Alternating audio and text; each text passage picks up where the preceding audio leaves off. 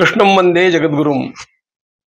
अत्यंत आनंद की बात है कि हमारे परम प्रिय आदरणीय भागवताचार्य पंडित देवकीनंदन ठाकुर जी ने अभी अभी दिल्ली में विराट सनातन धर्म संसद का आयोजन किया और इस संसद में उन्होंने हमारे सनातन धर्म की सभी समस्याओं का विचार अत्यंत बड़े बड़े संतों को, आचार्यों को बुला करके उनके साथ खुल करके किया।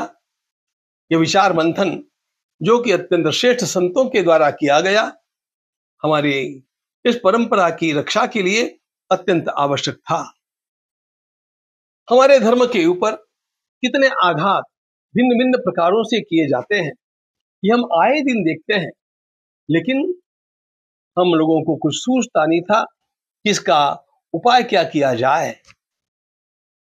हमारे भगवान श्री कृष्ण की जन्मभूमि का विवाद इसी प्रकार पड़ा हुआ है, लटका हुआ है।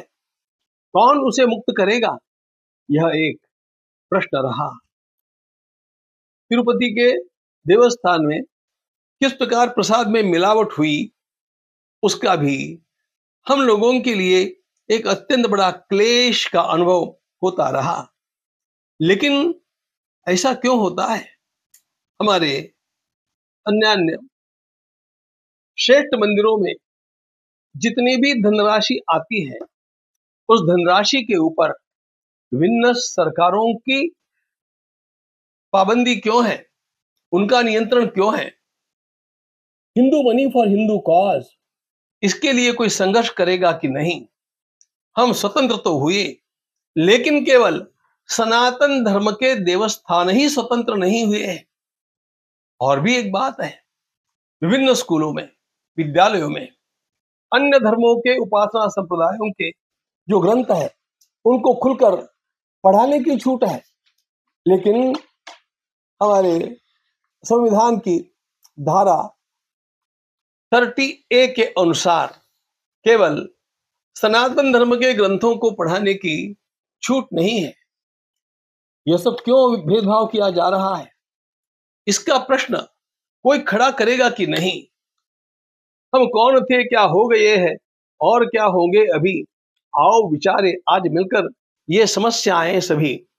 इस सूत्र को लेकर के सनातन बोर्ड का गठन किया जाए, यह एक अत्यंत महनीय विचार इन समस्त संतों ने, आचार्यों ने मिलकर के जो सुनिश्चित किया है, उसे मैं अत्यंत गौरव में क्षण मानता हूं।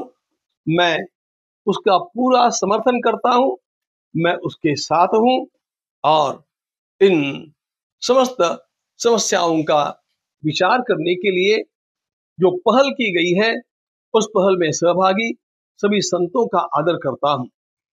हम सब लोगों को इसके साथ साथ और भी अनेक समस्याएं हैं, उनका विचार करना पड़ेगा। केवल संतों को, आचार्यों को, धर्माचार्यों को इकट्ठा बैठ करके इस प्रकार की उपाय योजना करने के लिए विचार मंथन करना पड़ेगा। रास्ता बहुत लंबा है, लेकिन आरंभ किसी को करना चाहिए था, वह सब आप लोगों ने किया। मैं स्वयं छत्रपति शिवाजी महाराज के चैतन्य की जागृति पूरे महाराष्ट्र भर में कर रहा था, इसलिए मैं केवल पहुंच नहीं पाया, किंतु आपके विचारों के साथ मैं सहमत हूं। आपका पुनः अभिवादन करता हूं। सनातन धर्म की जय। जय श्री राम।